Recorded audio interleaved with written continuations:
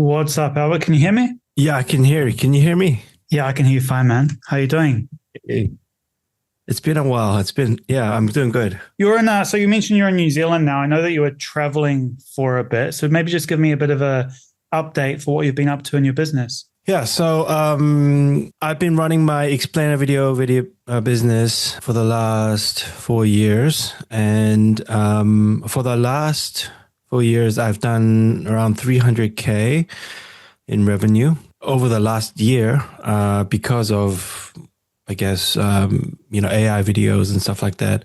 I haven't had a lot of success because a lot of prospects think that they can get these videos done by AI, which is actually not true because, you can just maybe get 30-second clips and not actually explain the product or service. So I've been having that problem. But because I've been relying on cold email to generate all of my leads, I was able to pitch actually a client that was interested in the videos.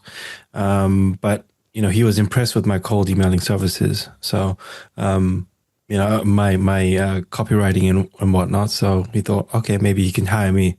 So that's what I've pivoted to currently. Awesome. Yeah. And in terms of cold email services, it's a much more powerful service to offer than animated videos. Animated videos, of course, most people start with it because it's like the example that I give in the program and kind of the first freelance team and all of that we provide. But in terms of recurring income, it doesn't really provide that much. Usually 30% of my clients come back.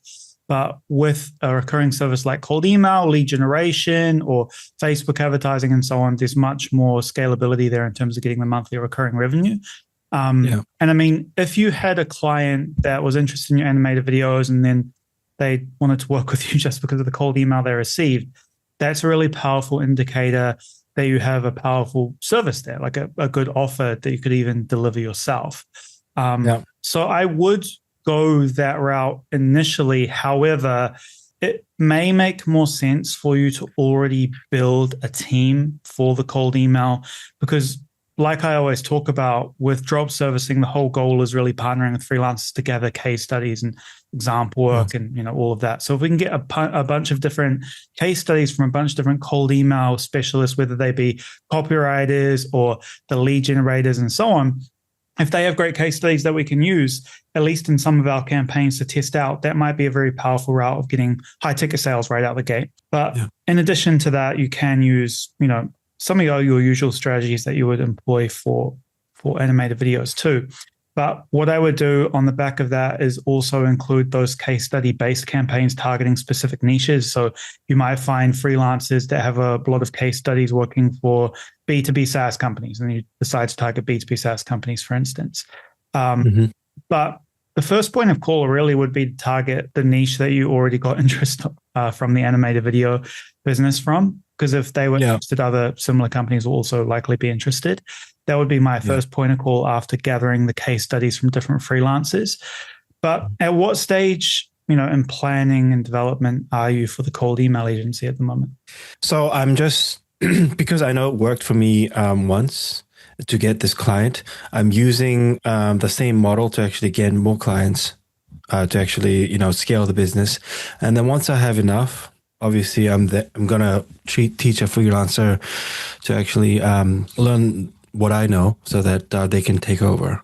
Because I've actually done calls with actually cold emailing agencies, and what they do is, maybe they might have like 30 clients, but there's one Filipino freelancer that this guy taught, and there's no results that they give. It's just, I'll send X amount of emails per month, and I'll charge you like 2,500 per month. I think it was 3,500 per month with no like results guarantee. And when I asked this guy to actually show the results, and he showed me the results and the open rates and reply rates and the response times and whatever, it was actually quite inferior to what I was doing. So the fact that like I was so hesitant to actually pitch my services to new prospects because I thought, oh, okay, maybe I just got a fluke and this prospect was interested. But then I actually realized when I actually did interviews with these other cold emailing agencies, they don't actually provide a superior service to what we provide. It's actually very important to actually get on a call with these your competitors so that you can see what they do, and if you can see that, okay, what they provide is actually inferior, then you have more of a confidence to actually provide what you do, and you can pitch it confidently. Yeah. Yeah, 100%. I think that's very common as well. Like even for me, when I first started out, animated videos was my first agency too. And then once I started selling other services, I had the same thing. I was like, oh, can I actually sell this? Is it actually going to be good as well? Are they going to be happy with the service? And we always feel that way. But then we kind of gather our confidence from the freelancer's ability to deliver it. But then when it comes to you actually delivering the cold email service yourself, often there'll be even more doubt there because we just have imposter syndrome that the skills that we learned by building our business are not going to be useful, but they've been useful for us. So others are going to find use from them, especially when it comes to cold email. That's been your primary marketing method. What you said about, not needing to show results is very true. Of course, even with animated videos, I was never really sharing results from the videos, especially in the early days. It was just usually a cost-based offer or just, do you want a video, create a video like this for a similar company? We're never talking about conversion rates and so on. But a lot of the time with cold email, the way that it works is these companies, let's say they're generating $100K a month, right? And then you come in and you offer your service for $2,000 a month. That's not really a major dent or something they really have to worry about that much. As long as you seem pretty good, they're not going to be so hesitant and really need promises or results to jump on board. They're a company that's already generating revenue. They know, okay, we send some cold emails, we might get some more leads, and we might get a couple of sales. It's just kind of a very low risk play for them to hire someone to run a cold email campaign. But of course, if you're reaching out to leads that are only making 5K per month and you're charging 2K, then it's a very different story. So it does depend a lot on the revenue level that the companies you're reaching out to are when it comes to the offer and the way you get your foot in the door. But for you, the thing is that you already have your own results, right? Yeah. So one of the biggest niches for cold email is marketing agencies. And in a sense, animated videos are a type of agency, right? And you generate all these results for an agency. So you literally already have your own case study from yourself that you can show. And then you could reach out to other marketing agencies, even other animated video agencies, but it's probably not the best niche to reach out to for cold email right now. But the other thing with animated videos, like you mentioned, like that objection is coming up more now where they say, AI can do this, AI can do this. Obviously, it can't do it yet. Maybe we'll be able to down the line. But the way that I found to get over that objection is to really just say, yeah, we use AI a lot as well. It can't do everything that our team can do manually yet, but it is a very useful tool in the development of our videos. And, if you think that you could create this video with AI, could you tell me a little bit about your experience with creating these videos? So I kind of push back on them that way. I say, hey, look, we are actually using a bit of AI. We haven't found that much use for it compared to what we actually do manually. But you mentioned that you can do it with AI. Like, have you done it before with AI? Like, you kind of challenge them. It usually works quite well because they're always just full of shit, really. And often it's just a way to have an objection right out the gate to put up their guard. But the other thing with these types of services like SEO or animated videos, it's kind of changing now where like instead of SEO, we're focusing on GEO, like generative engine optimization. So pairing and AI search engines, which is going to become really big over the next few years. And that's kind of like SEO was back in 2000. So things like that are really popping out now. Like AI videos are going to become bigger and bigger as the technology improves and is advancing very quickly as we're seeing. So thing for us, which is really cool, is because our entire skill is selling services to companies. Essentially, we're we're like glorified salespeople that own the entire process, right? So we can sell any service we want.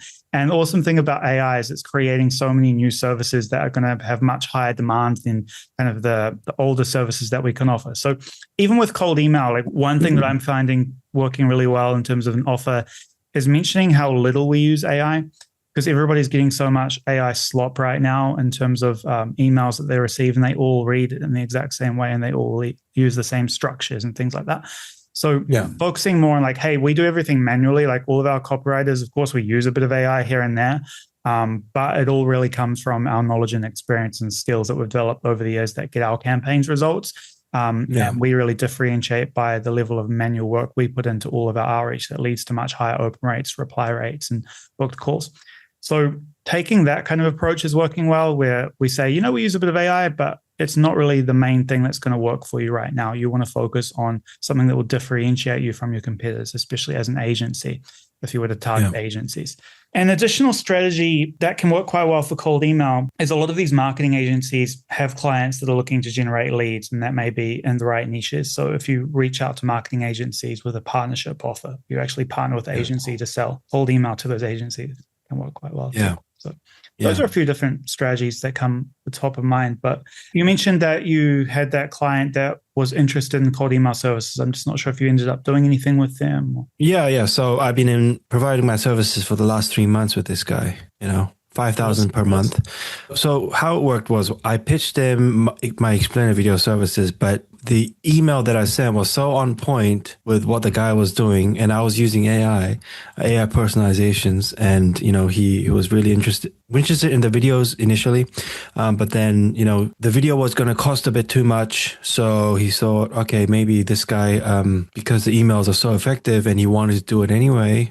Try our cold email services anyway to generate leads. He just hired me. Yeah. So as you were saying, with the AI, using AI for cold email, I personally use AI. A lot of all the personalization that I use is using AI, but enriched data and all that kind of stuff.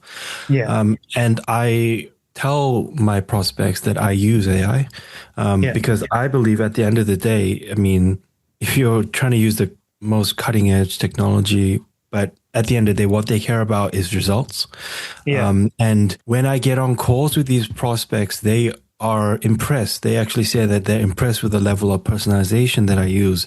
And obviously, if it worked for them to actually get on a call with me, then, it was good enough. So that's kind of like a proof of concept.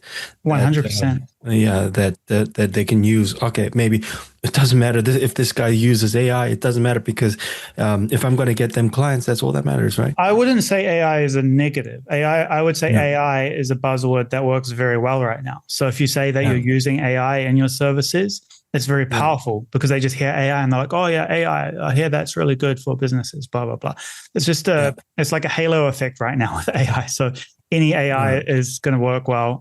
You just can use some differentiation in the strategies that you use, but it's definitely not necessary. Like if all you're doing is working right now, I would just keep doing that because you've got this client interested and they purchase from you. You have proof of concept. All we need to do now is develop our strategy for getting those next clients.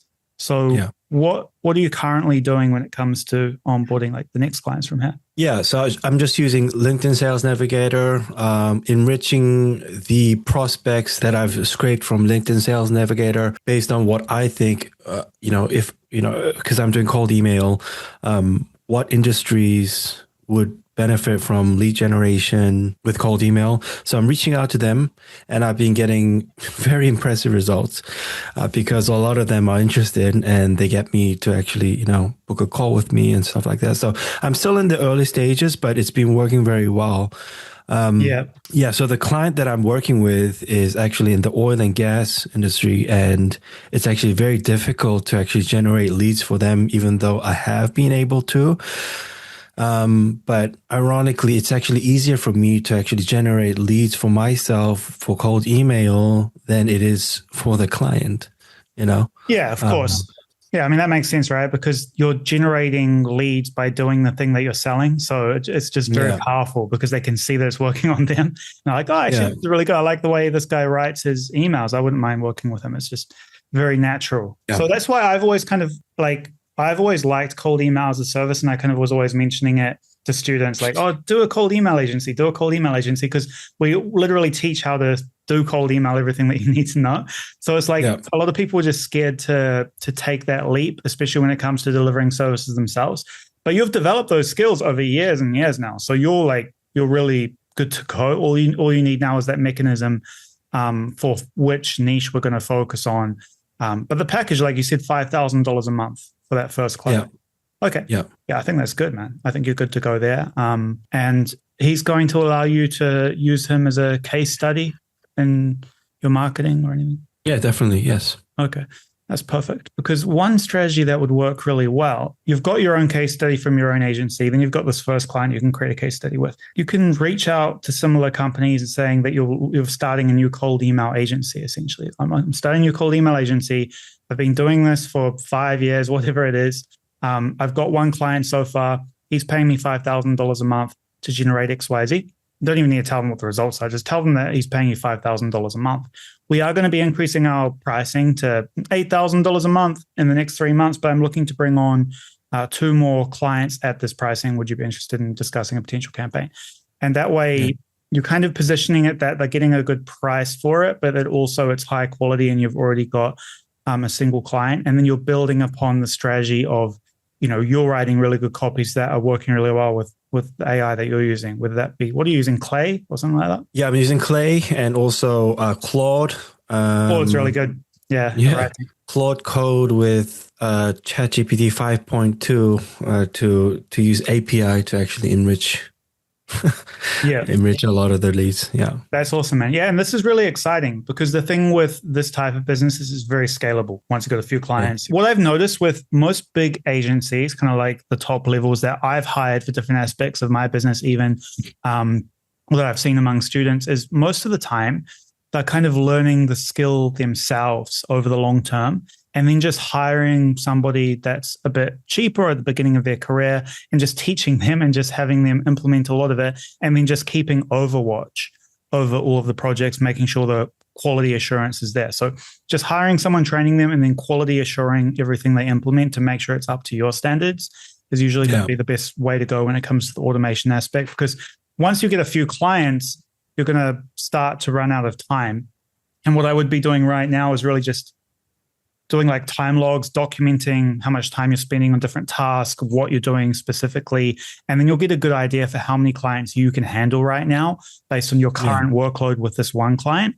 And you can plan ahead a bit, like, okay, every client I get, I'm going to need this many employees. And that will give you a good idea for how many people to hire and how often to hire them once you get your campaigns going. Yeah, the thing with this client was that I actually learned so much. I had to learn Color Code, and I had to learn a whole bunch of things because it was so difficult for me to get leads for this guy.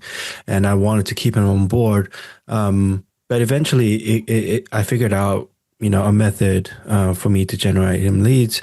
Yeah, so it was taking up a lot of my time just for this one client. So that's why I wasn't focusing on getting new clients, because all of my time was dedicated on that. And my fear is that if I was to actually hire somebody, somebody from the Philippines who doesn't know anything about anything, and I need to teach him everything.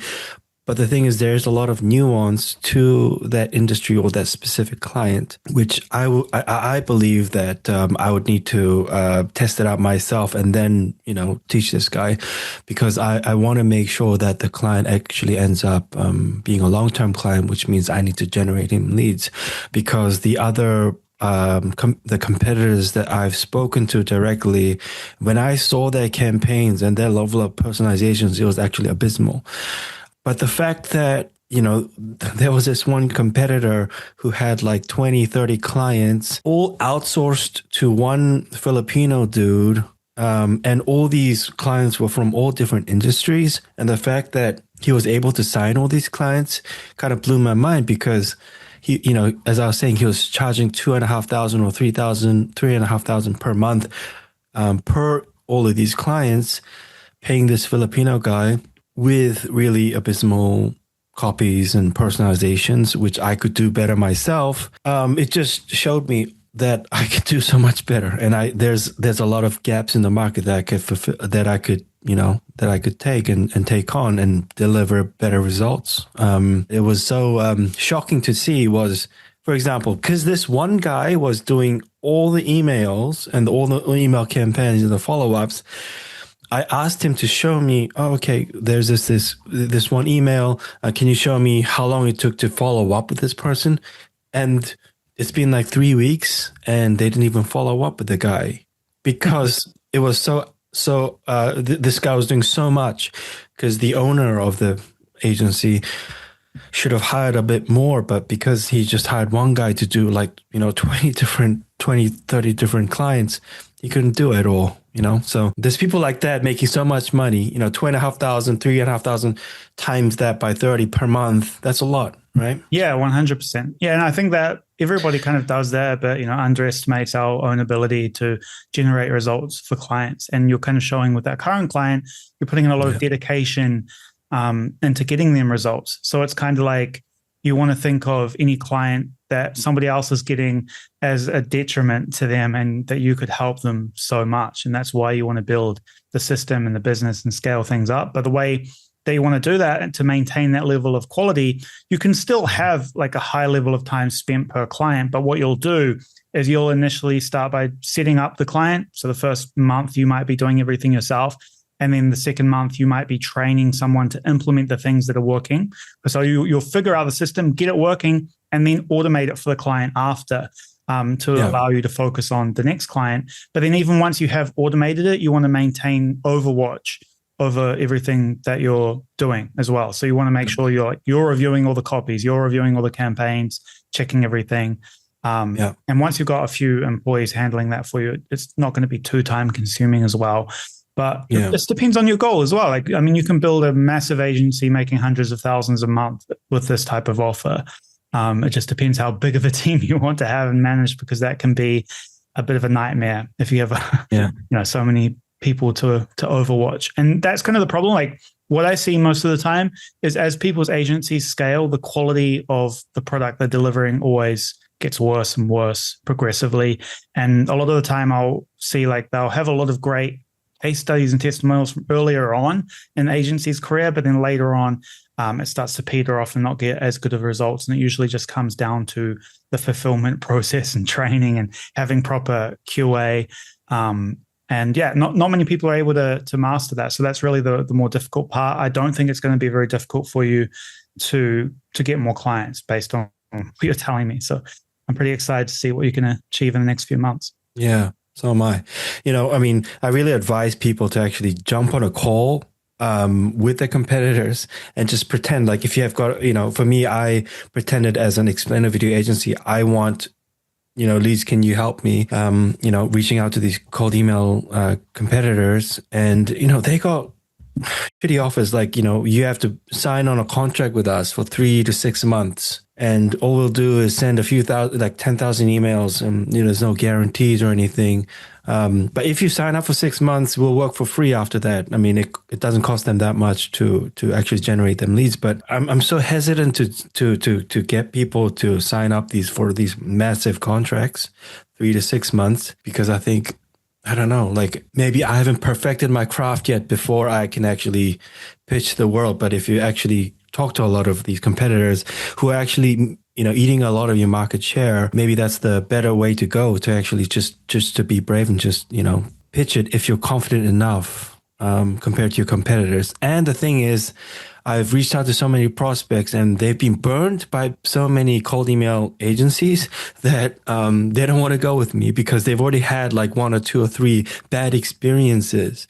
So it's kind of you have to get there before, if you're doing it right and, if you're confident in your services. So that's really unfortunate. There's these unscrupulous people that are trying to get as much money as possible, and they just burn the reputations for everybody else. There's always going to be these people out there that don't really care about the product quality and they're just focused on making as much money as possible. And the thing with this as well is you don't need to wait until you feel comfortable that you're going to be able to deliver a good service, because the fact that you feel that way kind of already tells you that you're going to deliver a good service for your client. Like you actually care about the result that they're getting. You want to do right by them. That's already all you need, in my opinion. And based on the fact you already have a lot of past results yourself in your agency, and then you've figured out, a pretty difficult niche to get leads in, oil and gas. So I wouldn't really be waiting any longer when it comes to building the systems to bring on more clients. I would just make sure before we get to that stage of building the systems for more clients, we just analyze how much time you're currently spending with this client, how much time it would take to spend on another client to get the level of quality that you want, and then start to think about hiring, or at least kind of sourcing that person to initially train on a few tasks here and there, that you can then kind of relay more and more tasks over time with. But you might have plenty of time for at least one more client for now, and you can just do it month by month. Okay, each month I'm going to bring on one or two more clients, and that's just all you'll do as you scale. Because the thing is, like, for the first few months, you just bring on one client per month, and you hire that one person, you train that one person. Once you've built all of the systems for training the one person, you've got the systems, and it's much easier and faster to train new people. So it's just about kind of those first few months of determining what that standard operating procedure should be for bringing on a new client, for bringing on a new hire to work with the client, and what you're personally going to do on each client's account once you onboard it. Once you've got those things figured out, the scaling aspect is going to be really easy. I just wouldn't overthink, worrying about the product quality, because it sounds like the fact that you worry about that product quality tells you that you're going to deliver a good service. You know what I mean? Yeah. I mean, if somebody like you tells me that, I can see it from your perspective, but me, I still have the doubts. So like, can I actually deliver? So. Yeah. But you're kind of showing yourself already with this client that you are delivering. So you've kind of already proven that to yourself. You know what I mean? And it's very difficult. But then I will have all these doubts that if I'm going to reach out to different industries, I haven't worked with, XYZ industry. So I'll need to figure that out, figure out their messaging and see, if I can deliver for them, Yeah, but the way that I would think about it is like, okay, let's say I was a dating coach teaching men how to meet women. If I taught like the biggest creep how to meet women, would I be able to teach like a nice kind of normal attractive guy how to do it? Yeah, probably. So you can kind of take that same approach when it comes to thinking about niches. If you can get leads in the oil and gas niche, you can get leads in the marketing agency niche for sure. That's much lower ticket, much easier to get a lot of leads. Or like insurance. Think like there's so many different, much easier niches to target, like oil and gas, one of the last niches on my list. So honestly, man, I think it's mainly just a mindset thing. Like I've just seen time and time again, people get a bit stuck in waiting to feel ready. And I would prefer if you move a little bit faster, because I know that you tend to worry a bit more. I noticed for sure, like the last couple of times I spoke to you. And I think that holds you back from taking action faster and figuring things out faster when it comes to building the system and getting more clients on board. Like you'll figure it out, man. You've got the skills. You've done it. You've built an agency, generated hundreds of thousands of dollars from cold email. You can do that for other companies in different niches. You're already generating leads for this guy in the oil and gas space. And remember, it's not like these companies not putting their life savings on the line to work with you.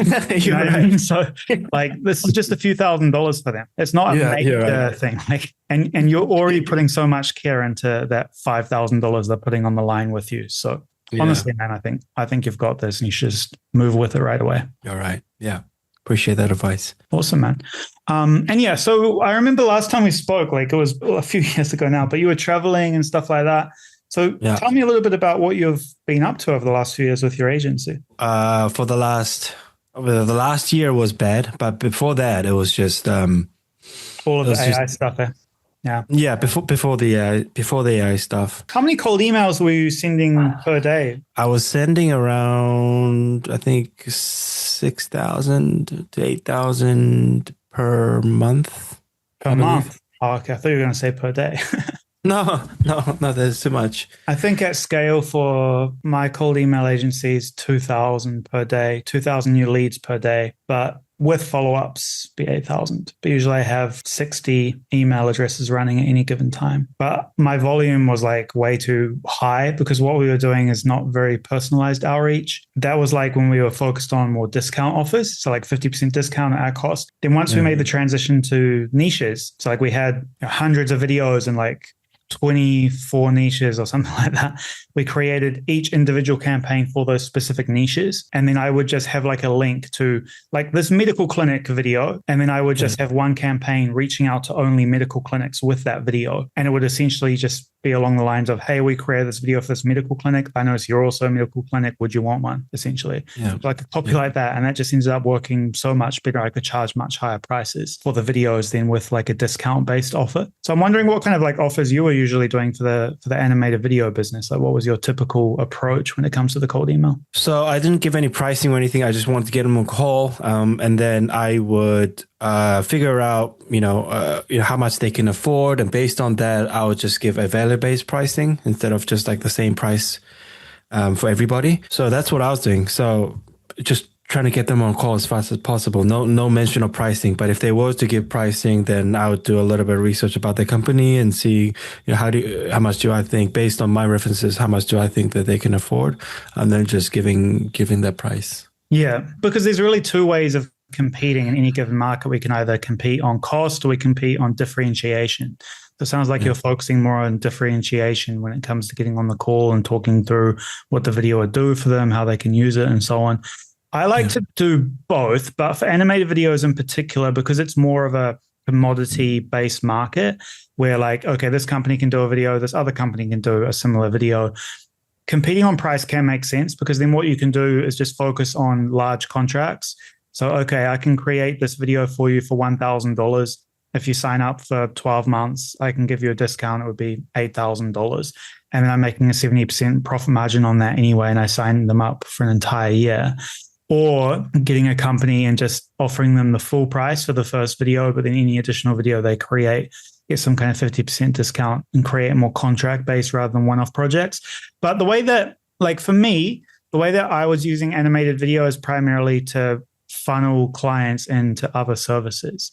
So things like Facebook ads or LinkedIn lead generation, cold email campaigns, because those are the recurring services. Those are the things that are going to get your clients staying with you the long term. Animated videos, only about 30% of clients come back again for another animated video.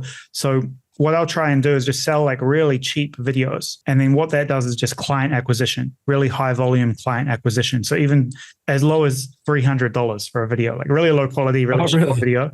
Yeah. As low as $300. Average was like $1,000. But even there, it's pretty cheap for a company to buy a $1,000 video. And it's not really the video that I'm trying to make all of my profit on. It's the client relationship by offering them additional services on the back end. So from there, what we would do is once a project was complete, we'd get on a call with the client and then we'd offer them additional services and get them onto something recurring, whether that be like a YouTube ads campaign for their video and so on. Then we'd have monthly emails going out, just offering them additional services, have quarterly discounts that we offer as well for different services every 3 months. Then also having retargeting ads, offering different services just focused on my client list. That's more like later on once there's a lot of clients, a few thousand. But in the beginning, it's really about just client acquisition to sell them additional services on the back end. Because I think like with the thing with cold email, when that's like a primary lead generation strategy, you really can only go two ways about it. One would be really high ticket, really low volume, just getting a few clients. Other would be really low ticket, which for a company is more like a few $100s, not under $100 low ticket. But just getting as many relationships as possible, because once somebody buys one thing from you, it's so much easier to sell them something additional. It's very difficult to sell them that very first thing. So I found that to be the most powerful strategy when it came to the animated video business. And for me, like that strategy that I do is very different to anybody else. I know like, even like back when I got started in 2015, everybody else was doing really high ticket, like 2 call based closes, not mentioning pricing till they get on the call. That's all the standard way of doing things. My strategy was more like direct response style, where you just try to get as many sales as possible for a cheap price so you can establish that relationship to sell additional things, and then you make all your money on the back end with recurring services. It just works so much better because you no longer have to build so much trust to get that $5,000 sale versus like a $300 sale, for instance, or a $1,000 sale. I feel like one thing that people miss when it comes to building a drop servicing business is once you can sell one service, you can sell, dozens of service, any service, and you still want it to be a high quality service. That just comes down to sourcing the right freelancers and building the right freelance relationships, having a backlog of different freelancers to work with when you're unsure and you're hiring new ones and so on. But like once you've got really good freelancers for different services, selling an additional service to a client that's already bought something from you is basically like the best strategy in agency business. But the problem is people end up like with what you mentioned, which is that imposter syndrome. They're like, oh, I'm just selling animated videos. That's all I sell. I'm worried about selling additional things. But like you probably had the same thing when you first started selling animated videos. You're probably like, oh, can I sell animated videos? I'm worried. Like, am I going to be able to deliver? So it's just the same cycle every single time you start something new. And no matter what you start in life, and no matter what you do, whenever you do something new, it's going to be outside your comfort zone. But you always want to think like the fact that I am worried about this means I'm probably going to figure it out. I'm probably going to put things in place that prevent the bad things from happening. Like, for example, one thing we always worry about when we sell a new service is what if this new freelancer I don't know things up in the middle of a project. And that happens sometimes. So the way that we prevent that is just having 3 to 5 different options for good freelancers. If one of those falls through, I've got another option I can just move the client project over to very quickly. And sure, I lose, a few $100s or whatever it may be that I might have to pay to that first freelancer, but that doesn't matter to me. I just care about the client relationship. So I just want to make the client happy. And as long as we make the client happy and we focus on making the client happy, we'll usually solve those problems very quickly. But the slowest way to go about building a business is to just be worried about everything that you're selling and being too concerned to sell additional things. The way that I like to frame, like the way that I like to think about selling stuff to my clients is I'm giving my clients more value. I'm helping my clients because if I don't sell this thing to them, they're going to work with somebody else who doesn't really care. And they're going to end up getting a bad service. So I would rather I be the one that sells the thing to them. And that way I know they're getting a certain level of effort and care that goes into their service. So it's a little bit of a reframe when it comes to how you think about yourself in relation to your clients. Instead of being worried about doing wrong by them, focus on doing right by them. And you'll usually end up doing that. I see. You mentioned that you were selling just to get your foot in the door, maybe like a $300 video. But obviously, the level of quality and complexity of a $300 video is not going to be impressive. So why would they? I mean, even though they have your trust because you got delivered them the video, why would they sign up for another video if the video is very low quality? So it still comes down to the initial examples that you show them, right? So somebody that buys that $300 video, they have already seen all of the other $300 videos and they thought those $300 videos were pretty cool. So once they see theirs, they already kind of understood that that's what they were getting and they liked it. Most of the time, those are smaller businesses, obviously. They're not like big corporations, so it doesn't need to be super high quality. They just want something to use in their marketing. So that's the way that we make sure that they're actually happy with the quality is just showing them all of the past work beforehand. And that goes the same for any service. Okay, but in order for you to actually acquire the clients as most efficiently as possible, you would pitch them the lowest quality things to begin with? So I would have 3 things still. So like I have different levels of quality, right? So for the animated videos, it would be that whiteboard style, that explain style, and the premium style. I've got those 3 levels of quality, and I have the main pricing on my website. Then I have an additional page, which is my discounted pricing. And what I would do is I would essentially reach out to them saying, hey, look at all of these videos that we've created, our pricing. I wouldn't say all this in email, but essentially the pitch would be on the call with them, be like, look, this is the usual pricing for these styles of video. You've seen all of our portfolio work. I can give you a 50% discount if you get started this week. And that way they would usually just jump in because of the urgency around the 50% discount. They're like, oh, I'm getting a good deal here. Why not try it out? It's very cheap. But then once they've made the decision and they've sent me that first payment, it's so much easier to make them additional offers down the line. And you're just making sure they're already happy with the level of quality. So it doesn't really become an issue, but you still get the clients that want the higher quality because you have the higher quality package and the lower quality package, right? So you just sell the higher quality package to the ones that want the higher quality. And that way you're giving them options. Because a lot of the time, like what you end up doing when you just focus on the high quality is you miss out on so many customers that might have been good clients, but they just couldn't afford like an animated video for $5,000 when they didn't really see the benefit to their business. But I know that if I offer them something that has a direct impact on revenue for their business later, they'll be much more likely to go for that. So maybe I would sell them $2,000 per month retainer for Facebook ads. they only purchase a $300 animated video, they wouldn't be willing to buy a $2,000 video, but they would be willing to spend money on Facebook because they know Facebook ads works for them or whatever it may be, right? So it's something that has a greater impact on their revenue that I want to sell for the back end. On the front end, the cheap thing is going to be something that's more of a luxury to have. It's nice to have an animated video on the website. Yeah, because what I was doing is just looking at the people from the group, the ones that did very well, never had those very low quality videos. And I didn't want to cheapen my brand. So I just had the most premium looking videos. And I never pitched the low quality videos like the whiteboard. I just removed all that kind of stuff and the templated videos. It's just a very different strategy. So it's like, I would prefer just to sell premium videos, and you can build a pretty big business just doing that. You'll just end up getting less clients.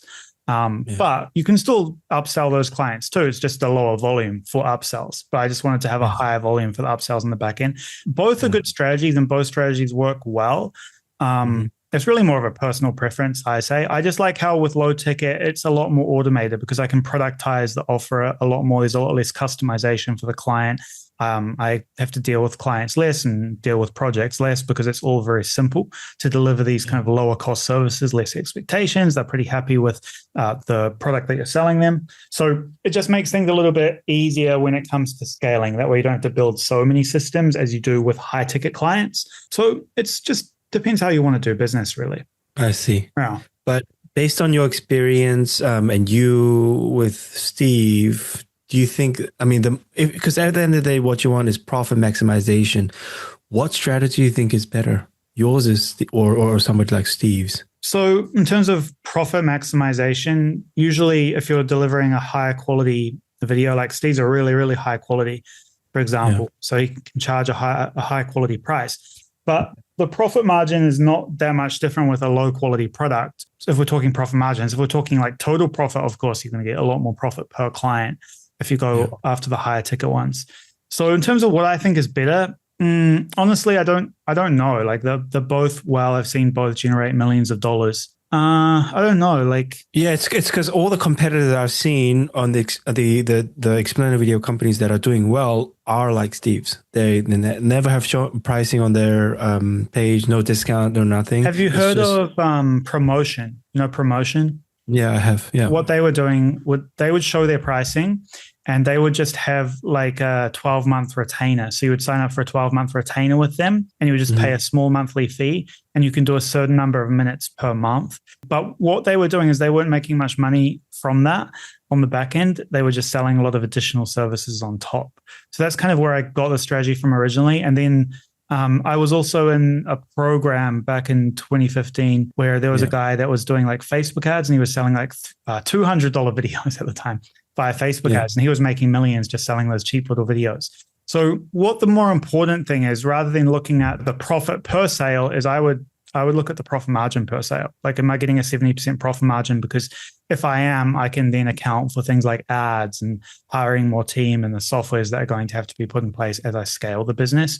If I only have like a 50% profit margin, I know that I'm going to start to get squeezed as I start to hire more people and spend more on advertising, marketing. There's going to be a lot less room for growth. So we do need to have that high profit margin beyond 70%. And that's the most important thing I would look at when it comes to the financial aspect. Let's say, for example, you had a small campaign, you were sending 200 emails per day. Obviously, you can put a lot more personalization and perfection into those emails and those leads. If you're sending to 2,000 leads per day, it's a lot more difficult, especially when they're spread over like multiple industries, like 24, I think is the exact number. It might be more now. But because it's that many industries, it's difficult to have systems in place at scale for optimizing a copy to be as personalized as we were talking about at the beginning. So that's where something like a lower ticket offer can make more sense because it can be a lot more broad and it can get a lot more interest a lot faster. But with a high ticket offer where, you're trying to get them on a call, then learn about their pricing on the call and discuss things and customize the packages per client, definitely like a lower volume campaign will work a lot better. But then people like Steve can also actually pitch the exact same services that you'd be selling on the back end, like Facebook ads, for example, because they already have the trust anyway. But you have to think about it like this. If I get one client and they pay me $5,000 and then I get 10 clients that pay me $500, I then have 10 opportunities Oh, okay. versus one Yes, I see. opportunity to sell something for $2,000. I So see. Yeah. it works out that way where you can still charge the exact same amount on the back end to Yeah. those clients you bring on board. It was just a lot easier to get a lot more clients on board. So I but see. you're still right. I mean, you can still upsell them. There's just going to be less opportunities. Usually it would be higher ticket that you can upsell them as well, though. So that's another I see. consideration. Yeah, it's just that all I've seen was everybody was doing opposite to you. When I started, I was doing exactly what you're doing with the similar prices. But Yeah. just learning.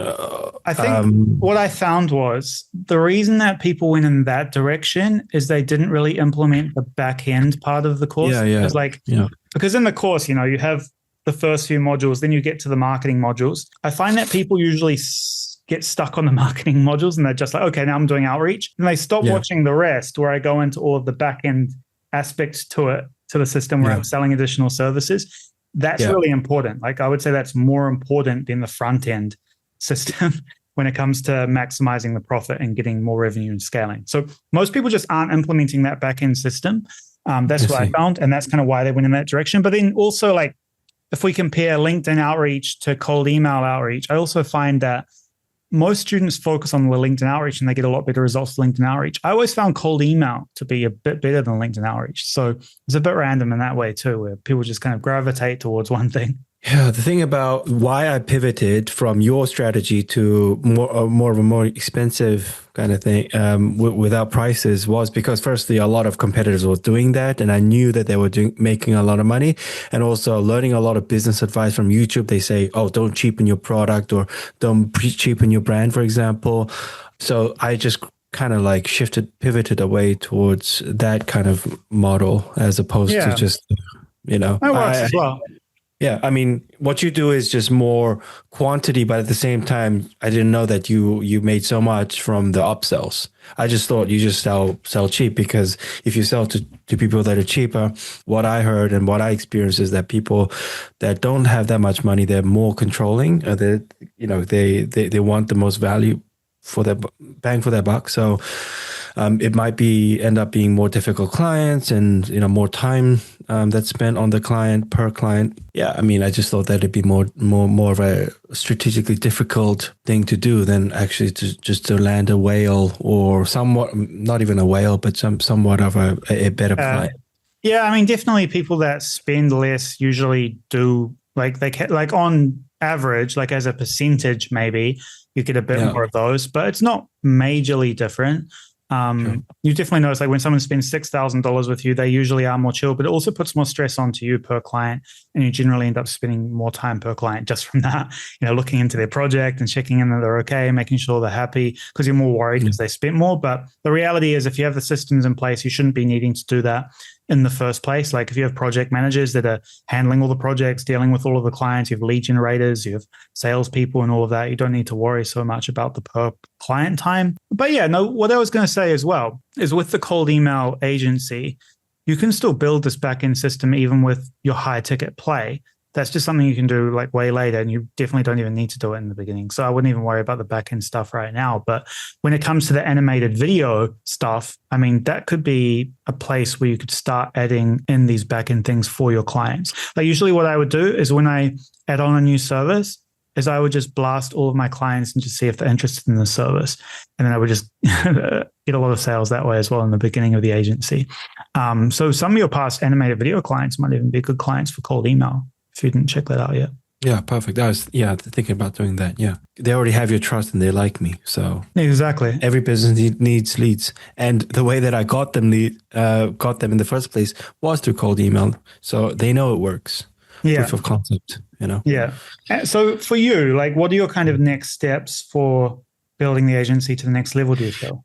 Firstly, I would need to generate a bit more clients before I can automate, because I do want to automate this. I do want to actually hire people, but then I'm more of a control freak in the sense that I want everything done right. So if I outsource everything to somebody, especially if they don't know anything about cold email, and I've spent so much time on cold email, of course I can set up the infrastructure and I can tell them what to do. But like as an employee, somebody that's getting paid per hour, they don't have the level of responsibility that I would feel for that client. So yeah, but initially it's just trying to get more clients, more leads. More clients so that I can, have that system the revenue and the system in place so that I can hire it. But I think that's going to be the next challenge is to actually hire the right person. And I believe it's going to lead to a lot of hiring and firing, because I don't believe somebody could actually be at the level of responsibility that they would feel as I would also. So, or the level of competency. Yeah. You're charging $5,000 per month per client right now. What is your profit margin on that $5,000? I forgot 90, that, but 95 or something. No. It's not as high because there's a lot of costs that go. I would say maybe 70 to 80% is my profit. Yeah. Okay, that's fine. And then what you can do from there is just look into, like, once you go through and you're analyzing all the potential freelancers that you may hire, you can just see if you can afford to hire the highest quality right out the gate, or it may be better to hire somebody that is younger in their career and more open to training. I think going the high quality route would probably make more sense because this is high ticket. So if you're going, and you have very high standards as well. So honestly, I would just interview as many people as possible before making a decision on who you hire. Like, give yourself a month and just interview people throughout the entire month before you make any decision or decide to work with someone, because you might have many conversations, then create like a short list, and then you test out a few people here and there. You definitely want to come up with some test projects too. Like, what specifically do you want them to do? Like, you could even have them test them on your animated video agency, for instance, and that will give you a good idea of whether they're implementing your systems without major risk in terms of them doing it for a client. You see what I mean? So that would be a better way for you to go about testing out any new hires, would be really just on yourself rather than on your clients. And then you have less concern as you would there, but then also you'll be able to test them out a lot faster too. So that could be an approach you might want to take. Yeah. But to answer your question, it'll just be to generate more clients so that I have more of a consistent revenue stream going, and then outsourcing. Because again, I told you about that one competitor that I had. 20, 30 clients, one freelancer, Filipino guy, handling 30 accounts, 30 clients. Yeah. That, if there's people that are doing that, then obviously I can do something. For sure. So for now, then I guess it's just about focusing on creating that first campaign to reach out to potential clients, right? Yeah, I'm doing that right now. Yeah. Awesome. Well, maybe you can give us an update once you get that going, see how you're going, and we can make adjustments from there. Yeah, sure. But did you have any other questions for me other than that? I feel like we covered a lot of ground. So. No. I think we covered everything. Awesome, man. Well, I know it's very late for you, so I'll let you get back to it and have a good sleep, and I'll talk to you soon. Cheers, mate. Take care. Have a good one. Bye. Bye.